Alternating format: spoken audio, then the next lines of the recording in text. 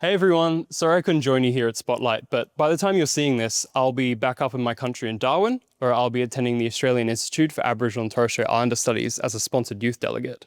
Now, the Australian government needs to do more on climate change, and I know they can do more. My name is Wright. I'm a Larrakia man from Darwin, and I currently live in Melbourne. The reason I'm taking this complaint to the UN is because Australia is essentially dragging their feet on all their climate action. I was an environmental consultant for 2 years, and I worked on oil and gas auditing. I saw what all these oil and gas companies here in Australia were able to legally produce in terms of CO2 and pollution, and it's what led me now to my degree where I study climate change and policy here at the University of Melbourne. The risks that I see when it comes to my future are infinite. There's a destruction of culture and country. As a Larrakia man from Darwin, my shorelines are being eroded. The natural disasters are becoming more frequent. Cyclones could truly devastate Darwin, as seen back with Cyclone Tracy in the 70s. Going to be a lot more frequent bushfires, flooding. It throws our cultural practices out as well. It stops us from engaging with culture properly, with the country properly. It essentially robs my youth and other people's youth. We're being punished for being young. What I hope will come from this complaint is that the Australian government will wake up, will actually implement meaningful policy into their climate change plans, and I hope that the UN and the Special Rapporteur will be able to impose more scrutiny when it comes to Australia's climate change contributions.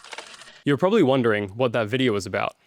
I've teamed up with 9 other young people from around Australia, with the help of our lawyers from Environmental Justice Australia, where we've sent a complaint to the United Nations Special Rapporteur on climate change.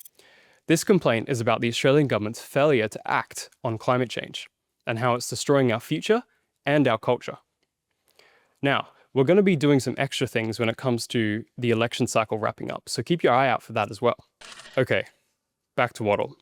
So, through this program, I've been able to have so many different cool and engaging experiences. I was able to help co-host a panel with Professor Carl Wright, who was a special science envoy for the US. Then, after that, I was invited to the Victorian Biodiversity Conference, where I hosted a panel talking about decolonizing environmental practices. It's been a great experience. Now, I'm sure you're all aware by now all the different projects that the Wattle Fellows have been engaging in. I'm just going to take some time to talk about mine really quickly. It hasn't officially launched, but I expect it to be starting sometime in semester 2 this year. To give a quick outline, this program is all about empowering Indigenous students at the University of Melbourne in what it means to shape policy that affects them and people they know. Now, the program invites Indigenous students from any discipline at the University of Melbourne to come have conversations and short workshops with industry leaders and professionals, all Indigenous, when it comes to policy. This is about them engaging in institutions that has traditionally excluded them. The project has been called Marijin, which means Progress, Power and Flow in Woiwurrung. Now, sign-ups are still ongoing, so please look around for my poster in the exhibition, and if you know any Indigenous students or anyone you think that would be a good fit, let them know and direct them to sign up.